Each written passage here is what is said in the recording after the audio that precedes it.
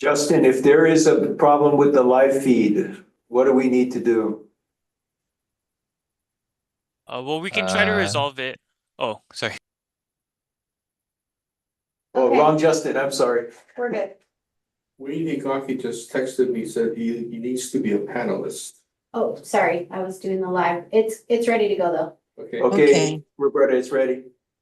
All right. I will call the meeting to order. This is the regular January 6th Maunakea Management Board meeting. It is now 5:02 p.m. And for the record, those of us attending via Zoom, raise your hand if there's someone else in the room with you. None, right? So seeing no hands, for the record, all attendees via Zoom are by themselves in their room. I will now, let's see, we did not have any testimony, right? Written or oral. That's correct. Okay, so no public comment or testimony. I will now move to approval of the minutes of the November 4th, 2025 meeting. Are there any changes or corrections to the minutes of our last meeting? No. Seeing that there aren't any hands, all those, well, let's see, can I get a motion to approve the minutes? Yeah, motion to approve the minutes. Thank you, Good. Julie. Is there a second? Good. Billy seconded, yeah. Oh, you're on mute, Roberta. Sorry, video. Okay, sorry. I have a motion and a second to approve the minutes as presented for the November 4th meeting. All those in favor say aye or raise your hand. Aye. Right. Okay, unanimously approved. We move on to Kahu Kumauna report. Yeah, so thank you, Chair. Before we get started, or I get started, I do want to introduce everyone who hasn't yet had a chance to meet Justin Looney. Justin is from our Office of General Counsel. And as you folks know, Gary has recently retired. And so Justin is stepping in, at least for now, as our General Counsel for Maunakea Management Board. So welcome, Justin. Really happy to have you part of the team, at least for now. Not sure how long that will last, but I'm sure it'll be fun while you are with us. We thank you, everyone. Welcome. Justin has gotten introduced a little bit to some of our Mauna Kea issues and challenges, so he's well versed in things, or at least getting there. And then also online, you'll see our own Justin Ye, who is here to discuss the fire mitigation report, along with Joy Yoshina, who's here in the room with us, and then Dave Longboard, who is we're here to discuss the UCURT notice of intent to decommission. So we wanted them to be able to answer any questions directly that the board may have about those matters. So moving on to the Kahu Kumauna report, I really don't have much to report. At their December meeting, they did review the UCURT notice of intent for decommissioning along with the fire mitigation memo or fire mitigation plan.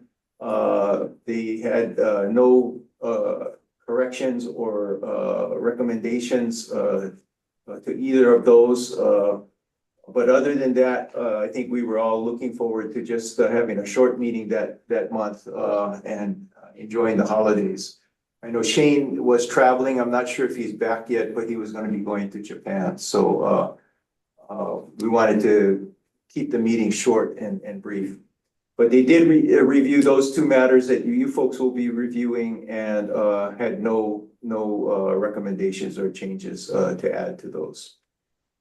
So that's all I have for the Kahuku Mauna report. Would you like me to go into my executive director's report, Roberta? Yes, Let's just- please. So my executive director's report, I want to cover several things, and they are somewhat interrelated, as are most things when it comes to Mauna Kea. So first of all, I do want to note that Andy caught a typo in the first paragraph of the annual report to the legislature. The report actually covers fiscal year 25, which starts July 1st, 2024 through June 30th, 2025. And it does include matters outside of fiscal 25 where relevant. I think we had the previous year's fiscal year's dates in there. So thank you, Andy, for catching that.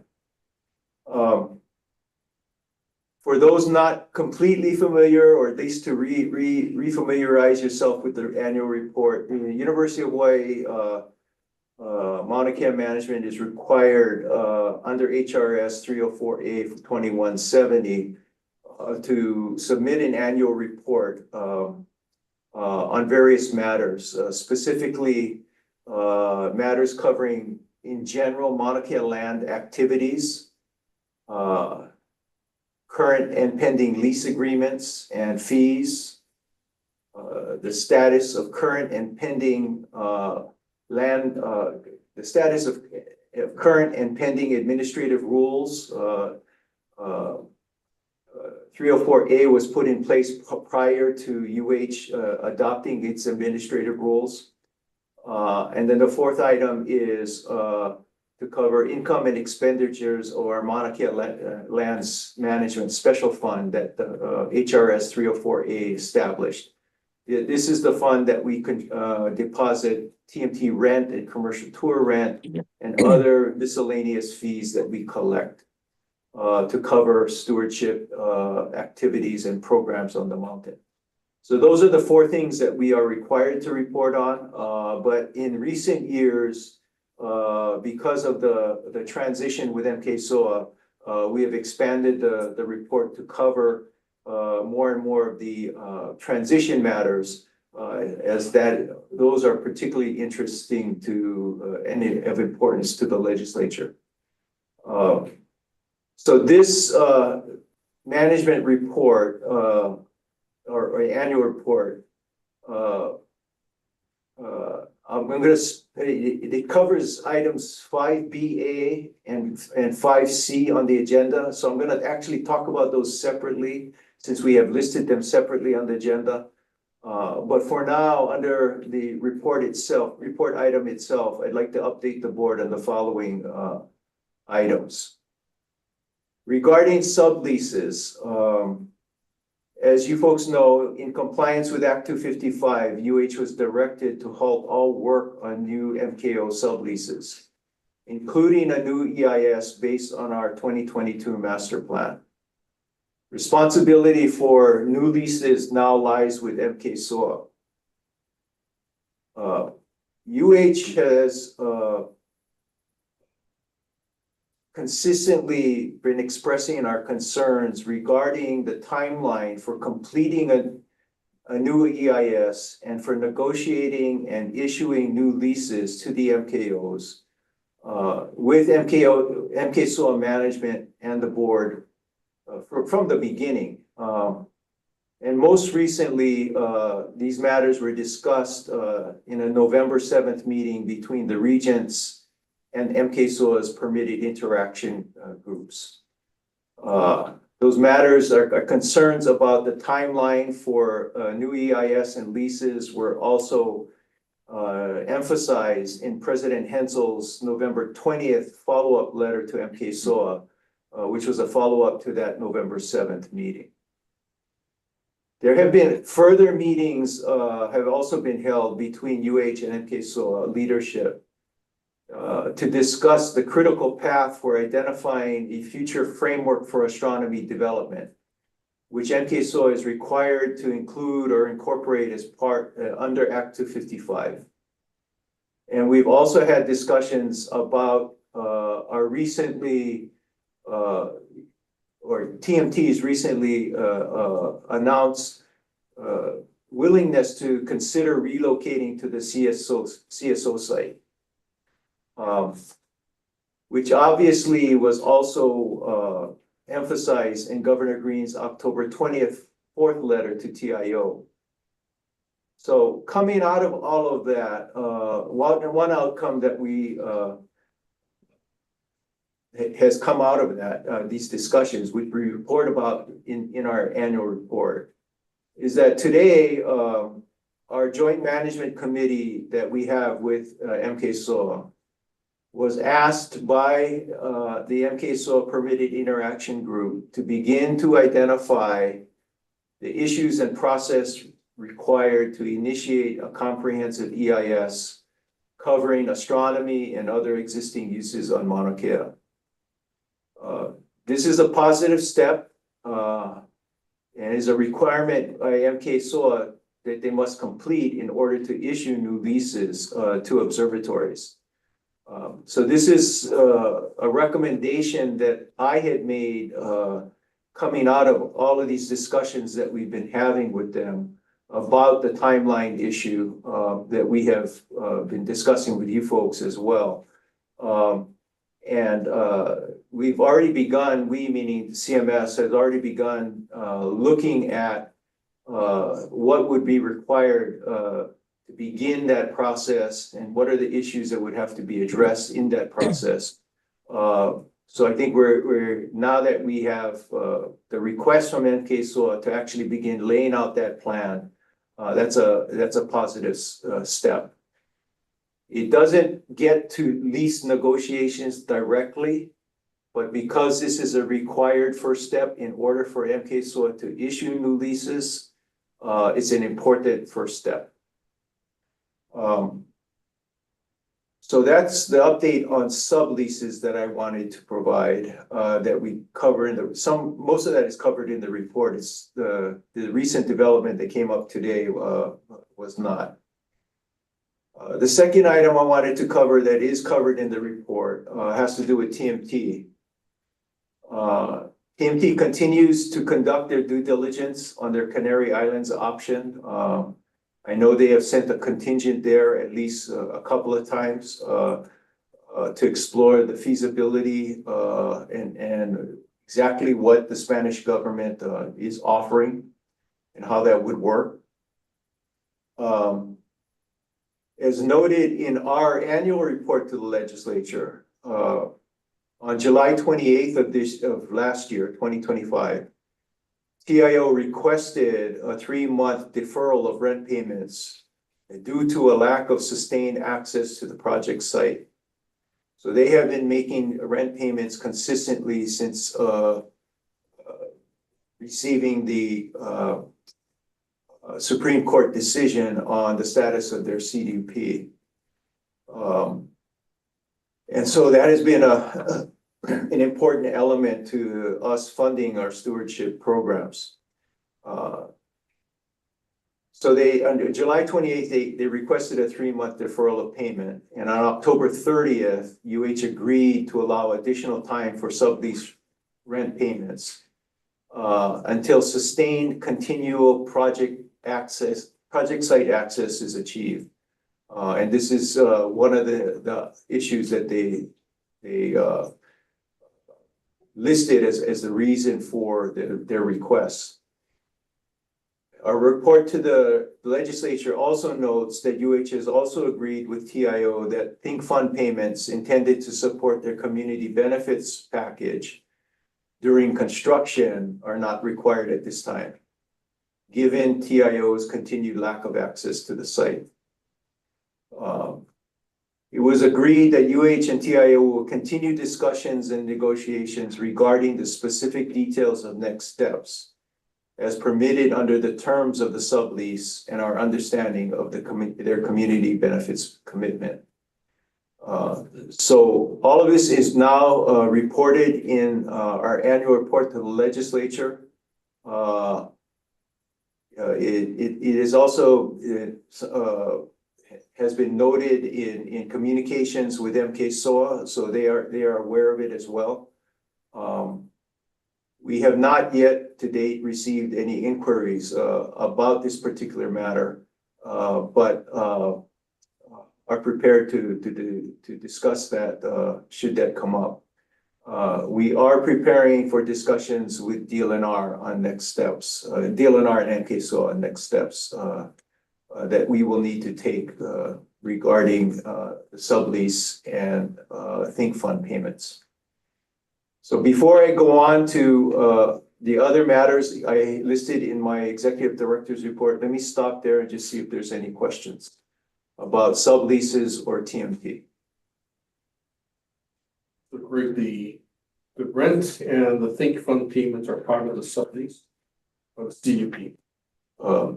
The rent is covered under the sublease. The think fund payments are actually a separate agreement that UH was not part of, but that TMT agreed to, and is listed as a special condition under their CUP, under the CUP. And that agreement was negotiated directly by TMT with the Hawaii Community Foundation and the Hawaii Foundation at Kamehameha Schools.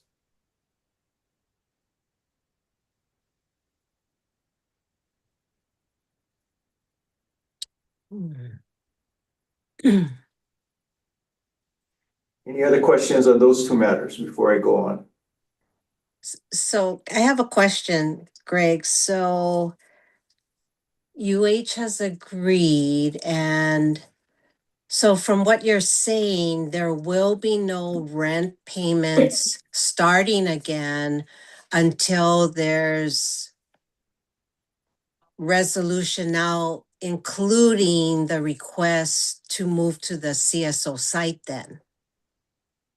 Yeah, as I understand it, in our discussions with DLNR, is that they would want to have this matter, this being the current sublease and the current CUP matter with TMT decided first before before they would consider a permit application or anything like that to relocate to a new site. Okay. And they've communicated that as I understand it, directly to TMT. They would like TMT to make a decision about what they're going to do about their current site first. But, oh.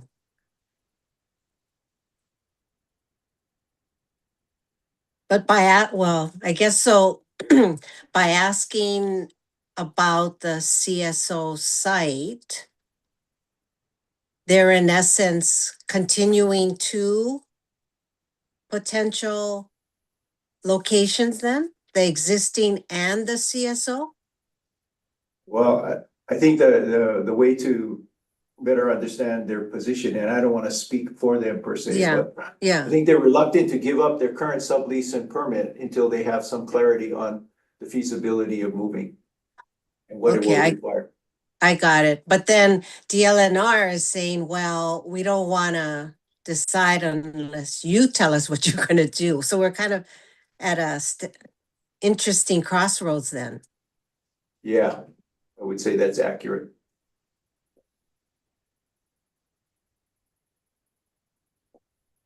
Wow. So this could go on indefinitely.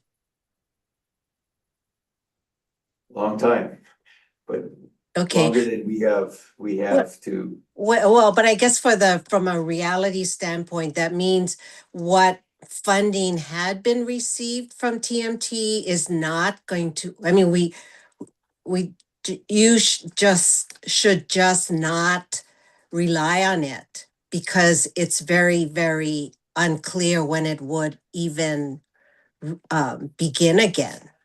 That's correct. Yeah. Be And then, reinstated. that makes, that even highlights or emphasizes the importance of the cost sharing discussions that we have going on with MKSOA. Right. Because now all of a sudden you have less Right, funds to cover, your ongoing expenses, right, which is item C on the agenda. correct. Yeah, See, these things are all interrelated. right. So,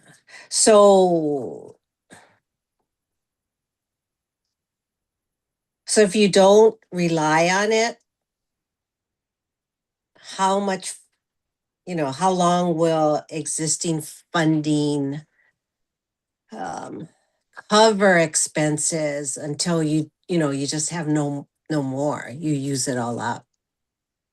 Nahu and her team have been working on budget projections for this year and the next 2 fiscal years. We certainly think that by being prudent with our spending, we'll get through this year okay. Maybe a slight negative balance, but not bad. Okay. It's the next 2 fiscal years that are really critical. I think it's in your report. It's in the report, actually.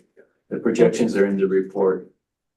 I believe Let we me originally projected a $60,000 deficit this year, but we think that we could make that up with or cover that with just by being prudent with our expenditures. It's the next 2 years that get real well, dicey. okay.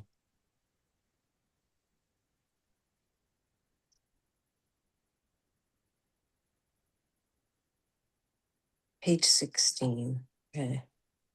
Yeah, I think, Roberto, if you looked at page 6, 16. no, Oh, page 6 of the report. Of the report itself. Yeah. Not the PDF.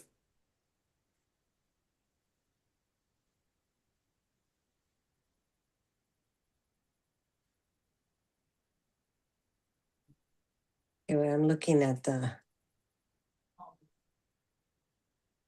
wrong report. Okay. All right. Well,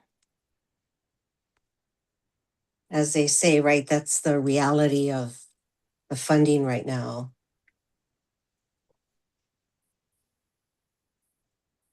Yeah, so what we report in our annual report is that for this fiscal year 26, without replacement funding, we projected a deficit of $62,000.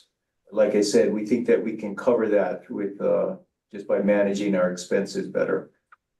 The larger deficits are forecast for fiscal years 27 and 28, 1.3 million and 2.6 million respectively.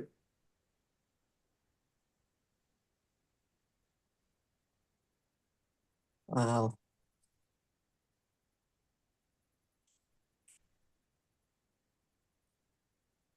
So,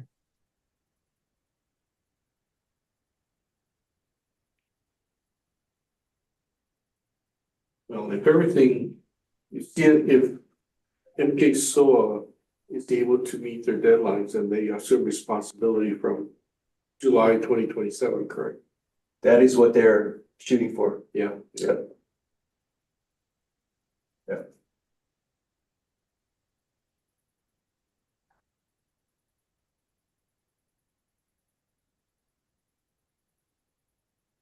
but with that kind of projected deficit and no way to cover it, That's where the cost They- share discussions are important. well, yeah, they're going to have to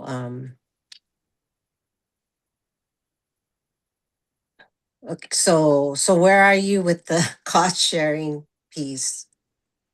Let me go on through the rest of my report and I'll get to it. Okay. Okay, so the next item I wanted to update you folks on is MK SOA transition item 5B, but first is the UH master plan.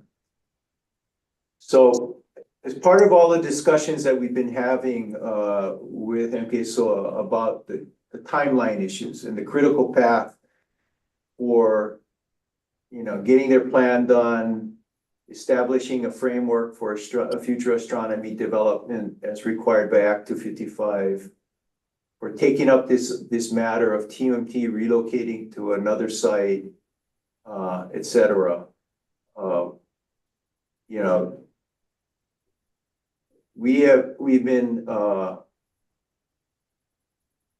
looking for and working with MKSOA on identifying ways to support them taking and bringing some of these matters to their board. They have a commitment to working on their management plan and the community outreach, which they feel is really, really critical before taking up some of these other matters. But they recognize that there is a timeline crunch that we are all under, to address these really highly sensitive issues.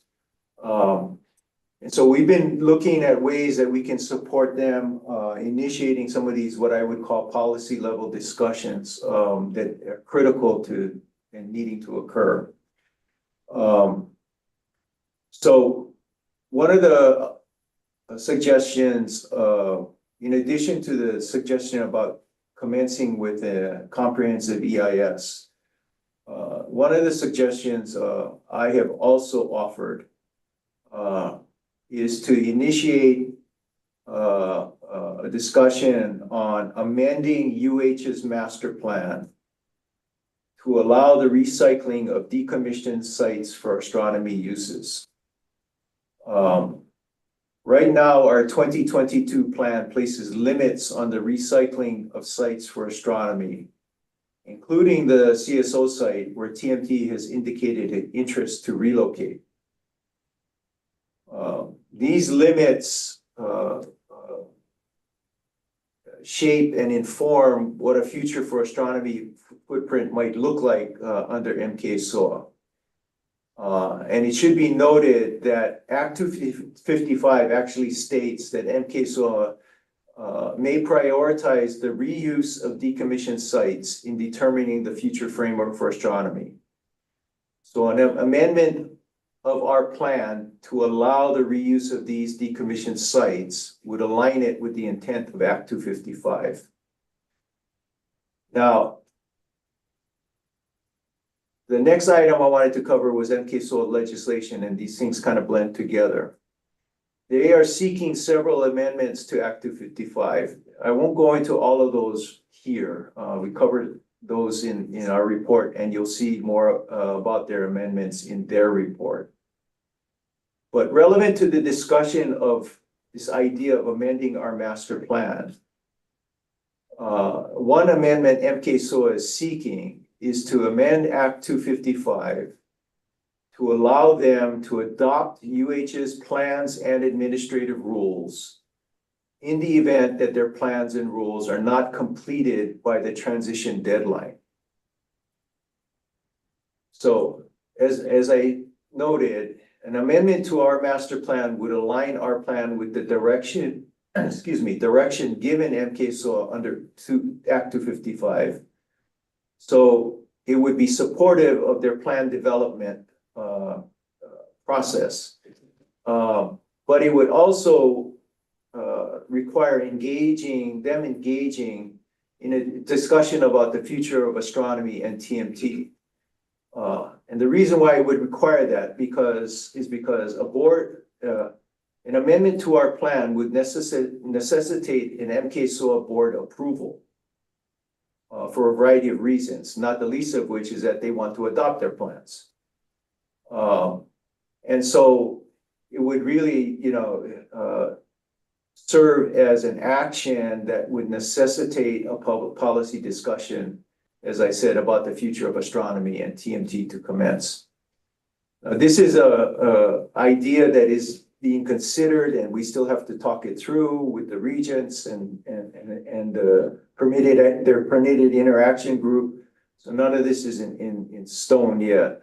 But we have, in our own way, under President Hensel's direction, been looking at whatever actions UH can take to keep the process going and to accelerate things wherever we can, and to be on record for doing so.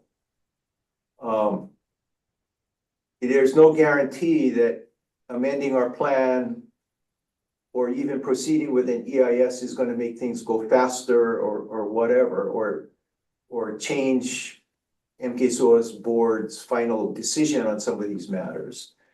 But we feel it's extremely important for the university to be doing whatever we can that is within our control to support moving things along. So that's a second item that is under consideration.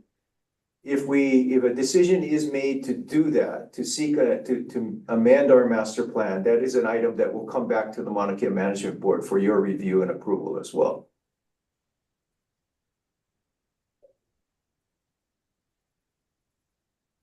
So before I go into cost sharing, are there any questions about that?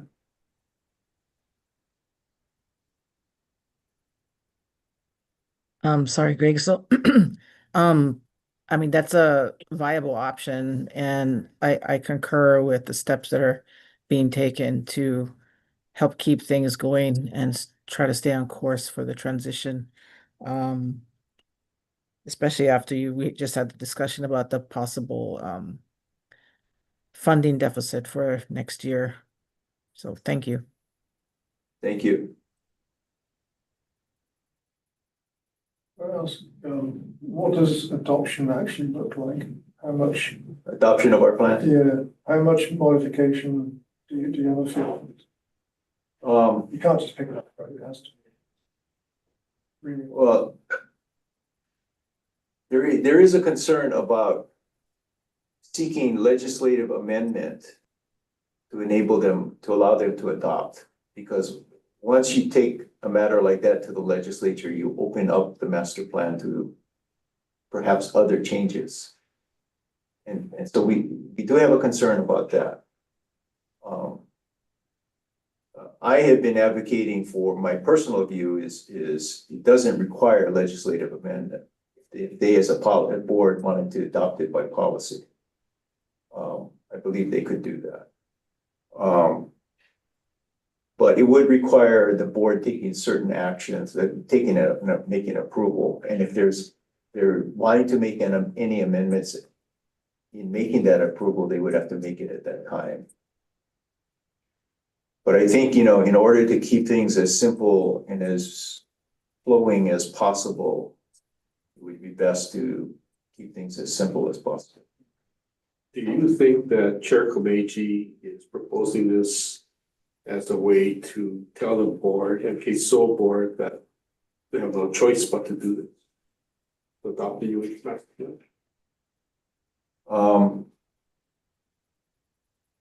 I don't want to speculate about that, but I do know that the idea of adopting our plans has been around actually from almost the get-go. Right. Because it is recognized. I mean, they have a very aggressive timeline for finishing their plan. They want to finish their plan by October of next year. Right. But they recognize that that's aggressive.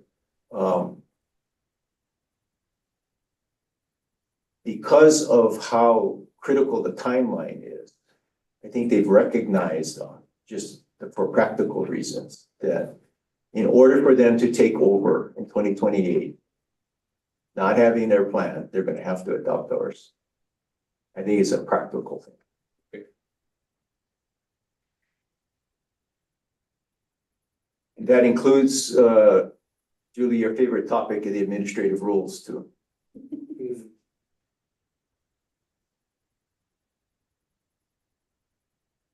So they're now saying they want legislation to adopt everything then, Yeah. Yes. which is a positive change, right? Because at first they were going to pick and choose, right? Or were they even, I mean, I guess it's just been so fluid. I don't even know how they're thinking, but I guess my question is what else are they gonna include in their legislation? Or I'm sorry, I guess I should take a big step back because there was supposed to be a meeting of both pigs, I think a UH and MK SOA. And it was after our board meeting where you were gonna talk about legislative proposals. And so was there any meeting of the minds from that meeting? I think Mike is better at answering that, and I think he has to be careful on how much he shares. I think Roberta and Wayne, you might want to chime in on this too. There was no meeting of the minds. Okay. And okay, so that happened. There no meeting of the minds. Then how did you get to now they want to propose adopt, this amended UH plans? They want to I think adopt everything.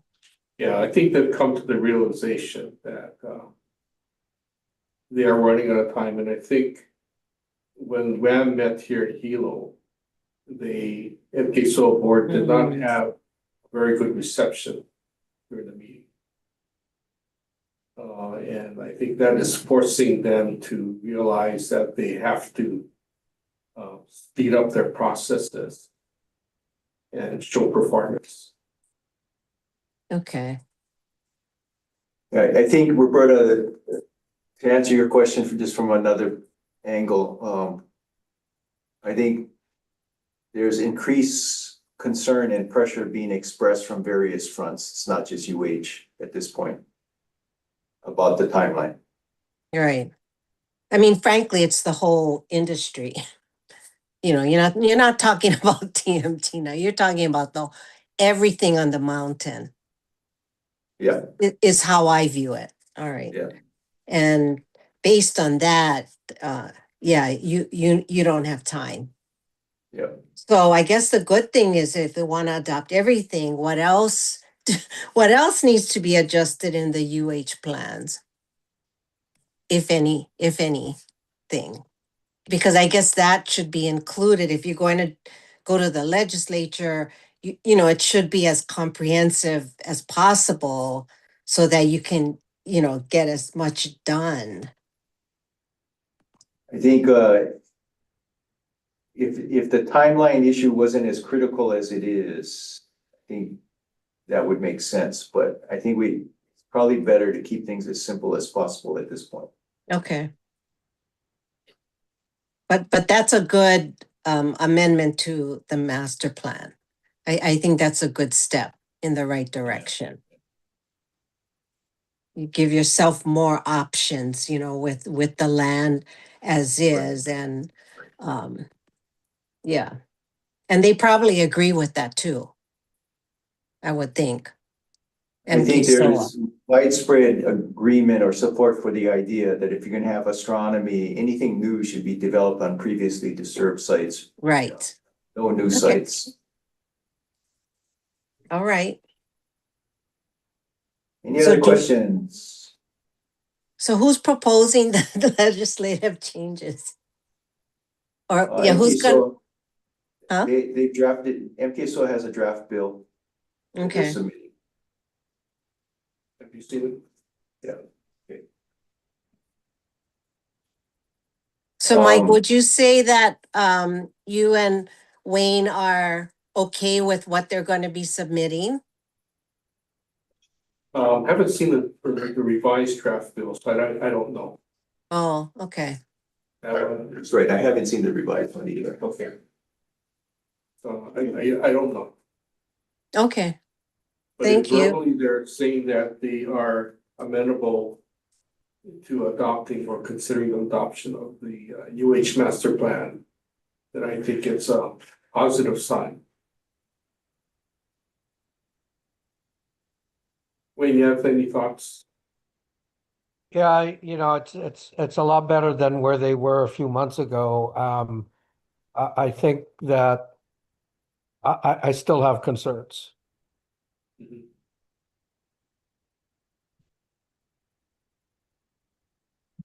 So I do know that one of the changes they have decided on, and I think I reported this previously, but if I haven't, Julie, you would find this of interest. They have decided to back off their initial position of wanting to take over regulatory conservation district use permitting duties or responsibilities.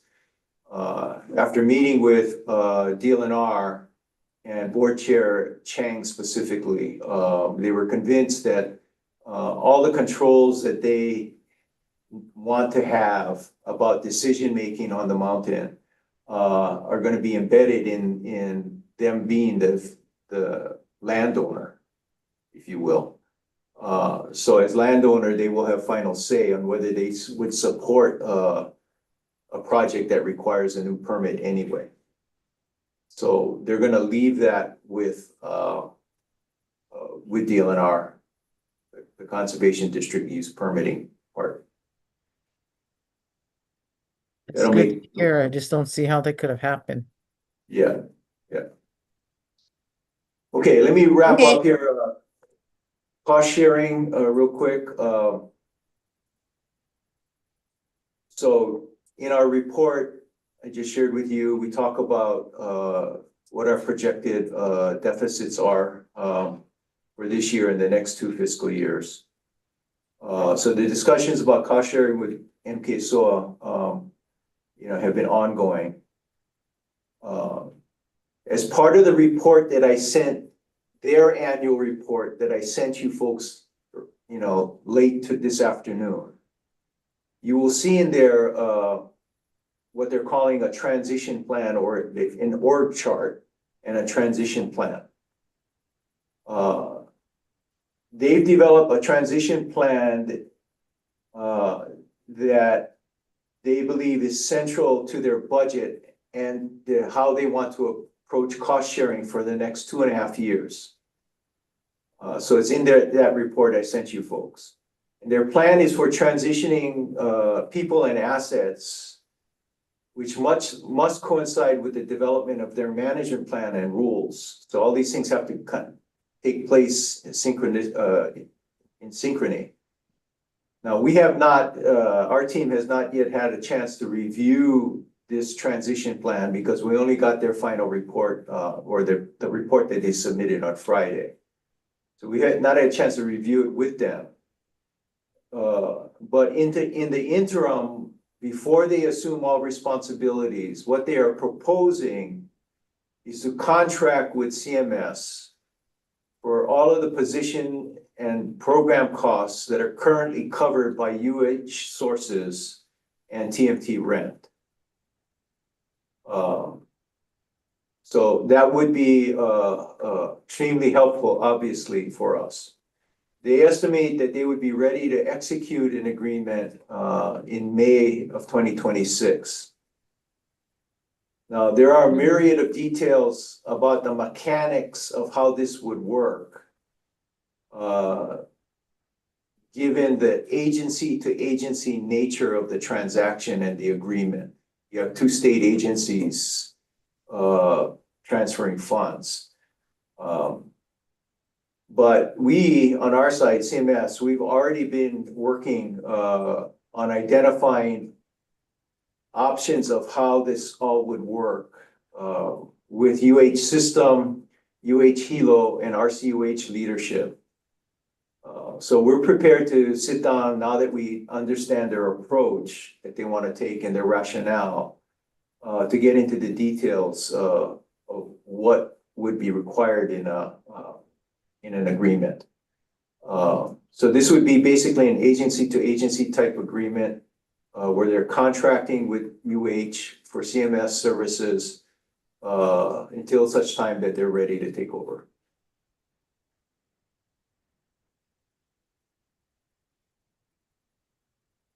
Any questions about that? You'll see more details in the report that I sent you folks. So it's a good positive step. Yeah. because they have money, right? They haven't been spending any of the monies that were allocated to them. Yeah, they, I don't know what I haven't looked at their financial report for, their Thursday board meeting, but, yeah, they haven't been spending the amounts that have been allocated to them.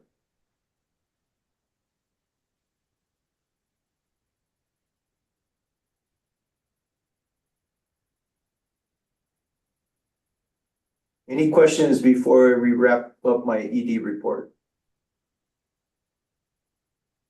I'll read their report. Thank you for sending it. Okay. That concludes my report then. All right. for- So we can move to the 3 agenda items, and why don't you decide the order you want it covered? We'll Great. take it in the order here. Okay. So I'm gonna turn it over to Nahua. Nahua will kind of set the table, and then Joy and David and Justin can provide Justin. details. Yeah. Nahua? Hi, everyone. So we'll start off with the fire mitigation proposal. This is in response to the recent fires that have been on Mauna Kea. We just wanted to take a fresh look at what we're doing on the mountain as far as fire mitigation. So, and also, as we are planting more plants, being mindful of where we're planting plants and what we're doing. So I asked Justin to come up with a plan, and he'll tell you a little bit about the process we went through to kind of come up with a plan and some of the recommendations today. So, Justin, you want to take over? Yeah, sure.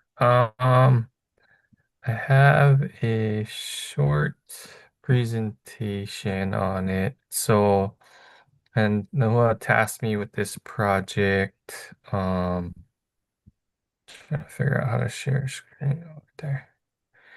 Share. Um, and Noah asked me to take over or to write a plan for this. As I contacted the Hawaii Wildfire Management Organization, which is a nonprofit, but started from UH Manoa, and they go out to the different landowners and look at their properties and help make recommendations, usually for house or residential properties. But from that, they gave us a long list of things to do, like creating EUs and roofs and making sure that they're screened and can't hold embers. That's like the basis of what you can do to really protect the structures from becoming flammable. Also using fire resistant materials. Screening is probably a cheaper way to do things, as well as removing vegetation. And so I had my team go out and look at all the different trees and plants surrounding Halepaku and the buildings and the structures there. So they categorize Hawaii Wildfire Management Organization categorizes different zones from immediate, intermediate to extended zones. I was only focused on the 5 to 10 feet out from roof line of this immediate zone and removing all vegetation from that site, whether it's native or non-native. And then the intermediate zones to the extended zones, removing all invasive grasses and plants. This is in accordance with our restoration plan that I might have presented to you guys about a year ago. But just removing all the non-native plants and replanting with native plants, but keeping all our plantings out from the buildings so that if there is ever a fire, that vegetation will burn up until a certain point and keep those spaces clear. Yeah, it's everything else is in that report that I had shared or was sent to you folks in the plan. And so if you guys have any questions about that, in total, we want to remove about 30 native or 31 native plants, but and then trim a bunch more just to keep that vegetation line clear from that immediate zone. I want to add, just as a reminder for you folks, our buildings at Halepohaku were built in the 1980s. So we don't have sprinkler systems in the buildings. We just updated all of our fire alarm systems, so that's all been updated. And we have fire hoses outside of the buildings in case there is a fire. So we're trying to do the best that we can with what we know. We also ran this through the Environment Committee, and their concerns were that they didn't want us to cut any of the old growth mamani. But Justin, can you talk about the old growth mamani that we do have to cut? Yeah, so some of the trees were pretty big, maybe like 30 feet tall, and some of them 20 to 30 feet tall, and big diameters, but they were growing right under the stairways or walkways connecting the dorms to the main building. And so those are considered wicks in that case. So they're like a candle wick. You light the candle wick, it's gonna burn, right? And so our back, like, either we have to replace that material that's right adjacent to it with non-flammable materials, or we have to just remove the tree completely. Um, and due to the funding issues that we are having right now and trying to be prudent, probably the most financially sensible option would be to remove the vegetation. And it doesn't make sense to me personally to do a certain amount and then just leave one tree there when that tree could catch fire and then all your work is for naught. So, but after talking and showing the pictures to the EC, um, they were a little bit more understandable with the project. And a lot of the trees that we had to remove are seedling types that we could dig up and try to replant somewhere else. Mm. Yeah, and then we'll be planting back more than we take out, of course, along with all our restoration efforts. So, yeah. Any questions for Justin? I do have a question. Go ahead. Go ahead, Billy. In the image that was entitled Halipohaku, I could see a large flat plain of some nice, tall, very dry grass. Is there a game plan for avoiding that kind of risk? Yes. So, luckily, that elevation, the grass isn't as quite as dense or close together as that. But we do in our invasive species management plan require us to maintain a vegetation buffer 25 yards from all structures and infrastructure. And so trying to, as time goes on, we'll try to remove all the complete 20 acres at that parcel, but it's going to be an ongoing effort and always going to have to be retreated every so often. Can't just put cows inside and keep the grass short. I was wondering, there seems to be an overload of sheep and goats. I don't think they would graze up that high. Do they? No, no, they don't. They're building that fence line around the circumference of Mauna Kea. It's almost complete. And then they're doing aerial eradication. So the numbers of sheep isn't quite dense. Maybe we see them close to our area, maybe once or twice a year, but never on our actual Halepohaku parcel. Thank you. Yep. Andy, did you have a question? Or someone in the room? Yeah, just to clarify, so I think that the project is the removal of the 31 native plants and trimming of others in the close zones around the buildings, right? The plan seems, well, the way I read it, the plan is quite a lot more than that. So do you expect that there'll be future projects submitted if we approve going ahead with the plan? Yes, I believe so. I mean, the any upgrades to the buildings and stuff like that should be incorporated. So like I think Joy can speak a little bit more on like when you adjust the outside of infrastructures.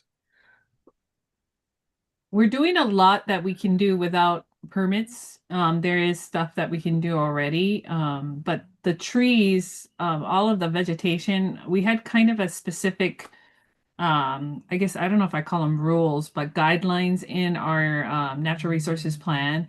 And this is slightly different from that guideline. So that's why we have to get a permit for this.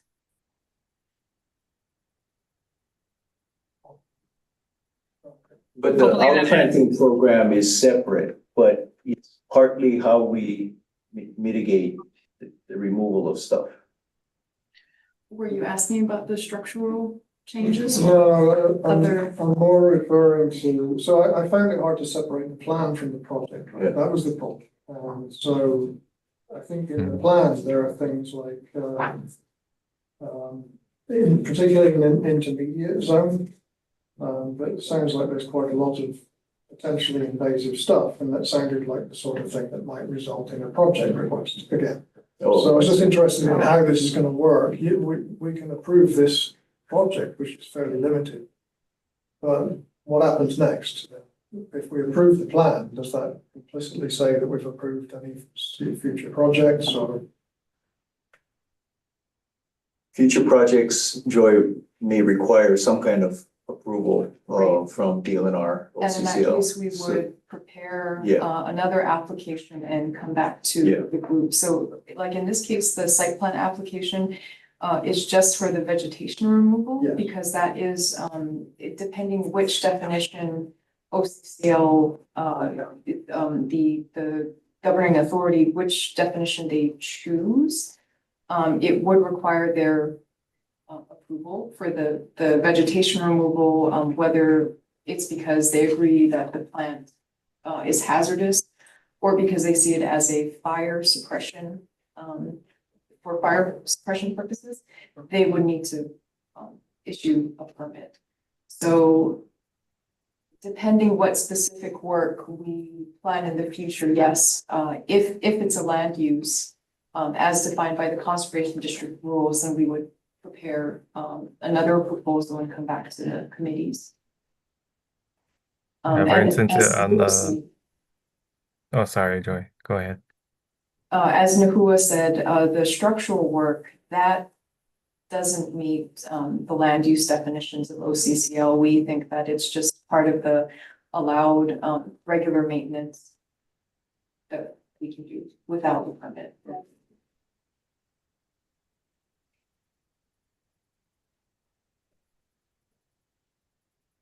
Justin, were you gonna add something? Oh yeah, for instance, if we're trying to put in like an educational trail or another greenhouse or other types of projects like that, we would have to come back to you folks with another proposal for a different type of use for the land. But that might still be in concurrence with the plan for the fire mitigation as well. Like removing some of the vegetation out into those extended or like the past 100 feet from structures, you know, that type of thing.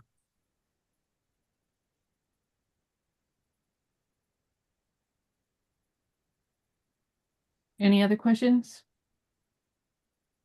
So it sounds like there's a fire mitigation overall plan. And as things come up, you have to create specific applications for different things depending on what the purpose and impact is and whether it falls into certain categories.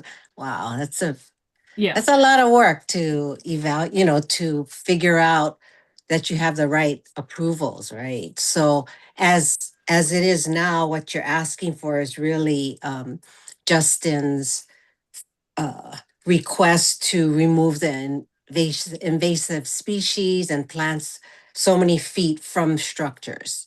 Correct. And Yeah. some of the native plants. And so that's Yeah. where we really need the permit for. Right. The invasives we have permits for, but the native plants is what's unique. Okay. Yeah. But what you Yeah. are going to do is replant it somewhere else if you Correct. can, hoping that they will take in another location. Correct. And if That's they don't, safer. We are planting seedlings that we are already growing. Right. Uh, In the yeah. greenhouse, right? yeah, and then Yeah. we'll plant those out. So we have a plan. But right now, this part of this fire mitigation is just removal of the native plants is what we need the permit for. Okay. Just to say though, in the first paragraph, the project description, it says CMS also requests approval of the fire mitigation plan. Yes. So we're saying yes to that, understanding that may result in more projects and mitigation. Right. So Yeah. Part of it is that OCCL likes us to have a plan before we actually propose a project. Right. But any further project will definitely be coming back to you. Backyard. And we didn't have a formal fire mitigation plan.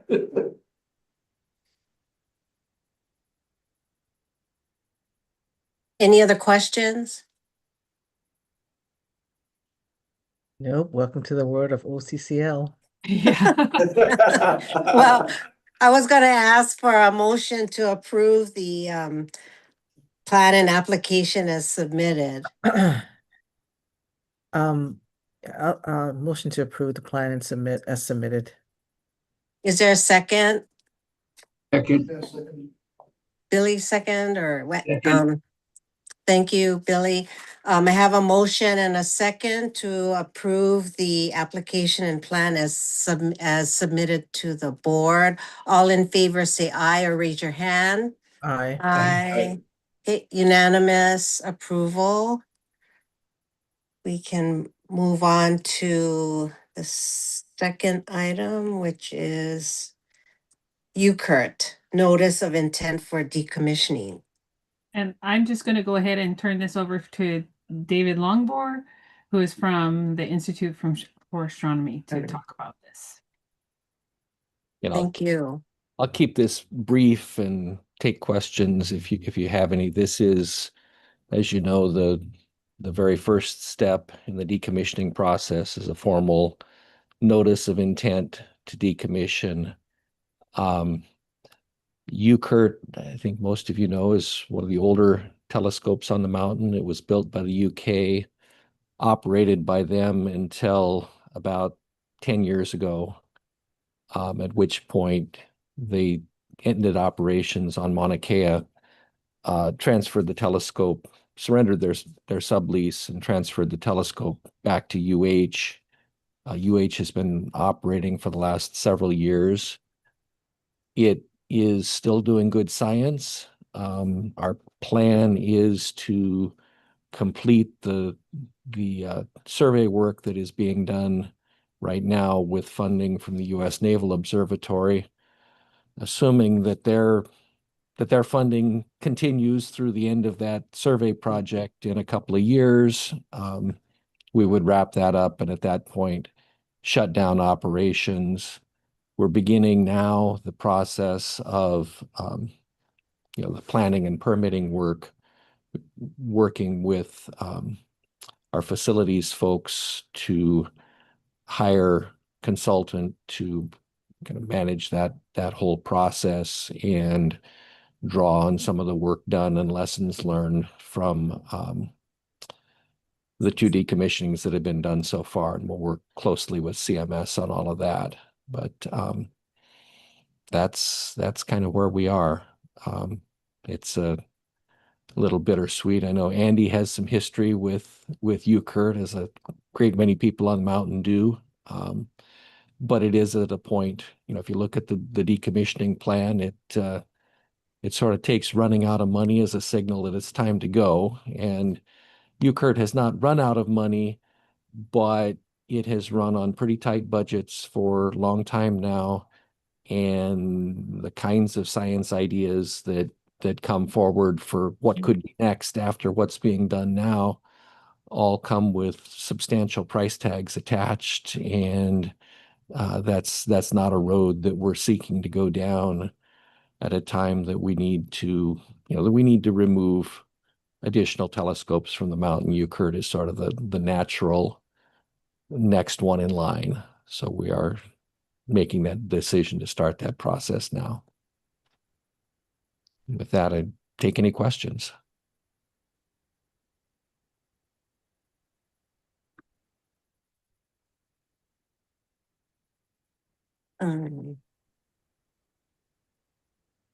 I guess the question I had was, so the Navy is in agreement then that they won't need the telescope for other surveys?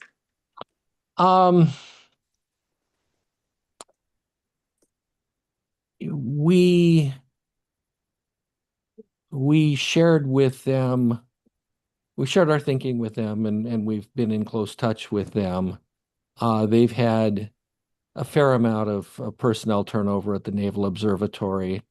Some of the folks who were the strongest advocates for the work that UKERT was doing with the Naval Observatory have moved on to other things. The person that we've worked closely with the last couple of years since the previous person left retired at the end of December. So, there are certainly still people in their organization who love the capability, who love the work that's being done. They have at times expressed interest in relocating UKERT or components of UKERT somewhere else and doing work somewhere else. We will explore all of that with them. But, to continue to do science requires a combination of science that you want to do and money to fund it. Right. And we don't really see a clear focus for those two things coming together. And it is at a point where you need to not just keep supporting the day-to-day, but the primary instrument is quite old. You really are coming to the point where you need to upgrade it. And that's a multi-million-dollar kind of Project. undertaking. So it's sort of at a point where you need to either put several $1,000,000 into it to be ready for the next big thing, or say, okay, we've done great work. This is the end of the line. Right. And for a whole lot of reasons, the decision was, we've done great work. This is the end of the line. And you also have to remember that there's money that's going to be required to decommission. So yeah, and when the British left, they left $2.5 million each for UKERT and JCMT. That was an estimate at that time. In hindsight, with the experience we've had and, with the inflation of the last several years, just everything that's happened, those numbers are way low, and we know that. So we will have to, come up with real numbers going forward. There have been conversations within UH as to how are we going to fund that. A lot of that is above my pay grade, but acutely aware that it needs to be done. Yeah.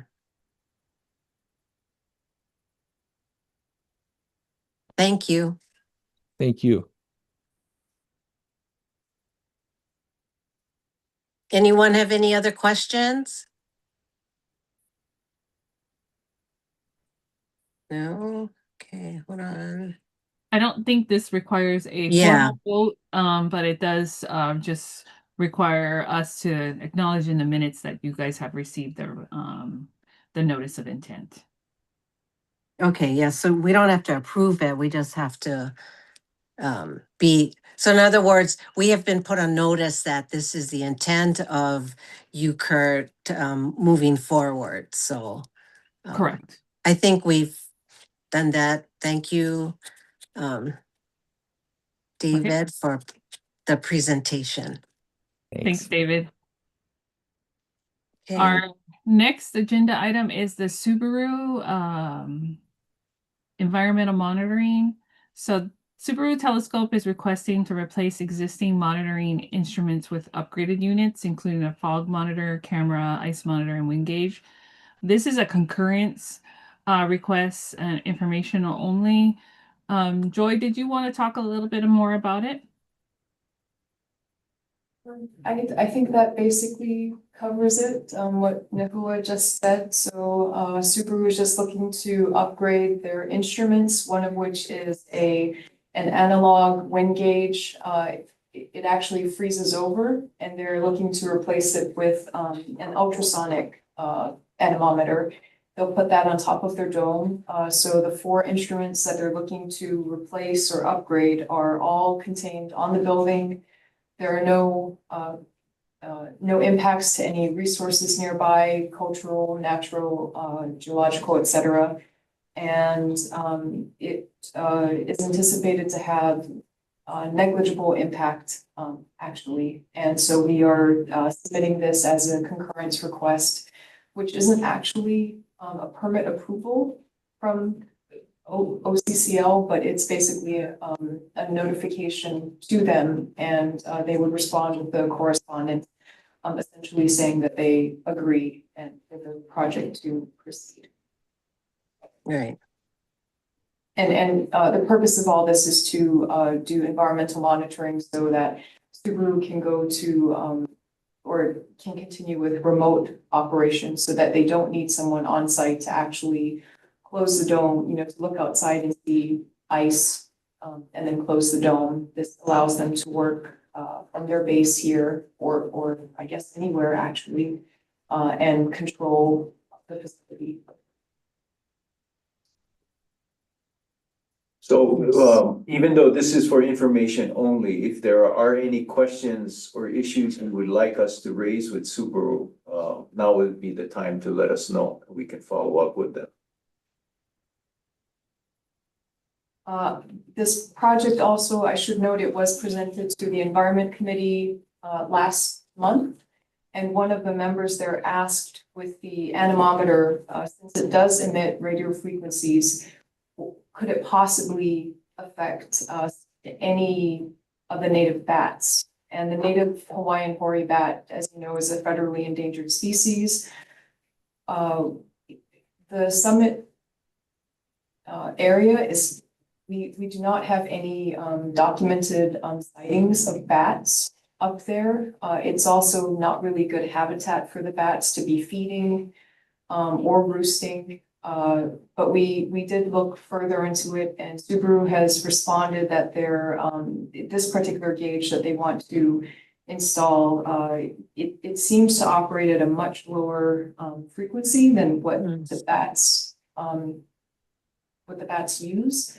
So if there were any bats flying around up there, we do not believe that they would be affected by this device. Julie, Thank do you you have a question? Do you have a question, Julie? No, okay. I was just going to say thank you for the information, Joy, and seeing that it's a type A project, yeah, it does not require board approval, just notification. So any other questions? If not, we can move on. Let's Thank see. you, board members. Thank you, Joy. So the next agenda item is executive session. Great. Is there a Chair, need? I'd like to move that we go into a brief executive session. There is some follow-up discussion I'd like to have with our attorney regarding our decision-making and joint management role with MK-SOA, especially with some of the recent developments about proposals for amending plans and whatnot. Is there a second? Second. Thank you. Thank you, Andy. I have a motion and a second. All in favor, say aye or raise your hands. Aye. Okay, unanimous. We will move into executive session and return at a later time. Thank you.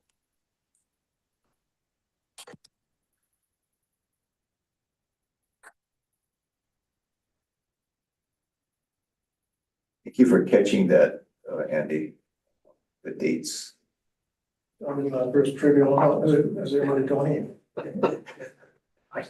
I told Sarah, I don't know how I got this. And there were like the 6 pairs of eyes that reviewed this thing. Yeah, I looked at that, thought, well, that's strange, but then I'm not familiar with the documents, I just went on to the rest.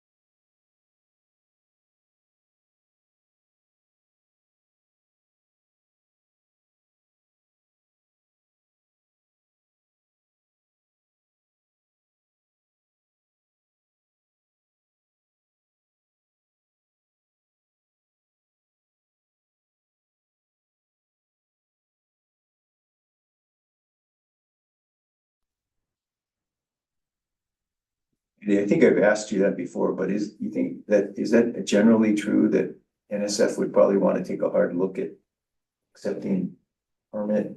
before I'm they- not sure about the permit.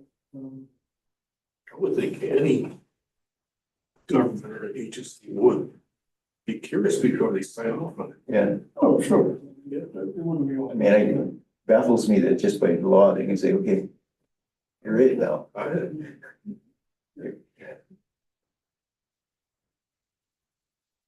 don't think that works.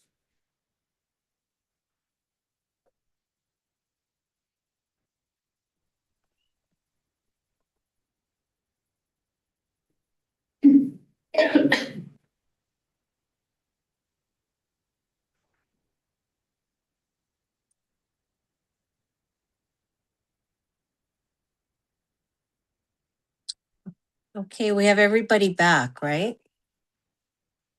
Yep. Okay, it is 7 o'clock and I will call the public meeting of the Maunakea Management Board back in order. And Greg, please summarize the executive session. Okay, thank you, Chair. So just for the record, I will note that when we moved into an executive session, board member Billy Bergen was not able to join us. He had another commitment.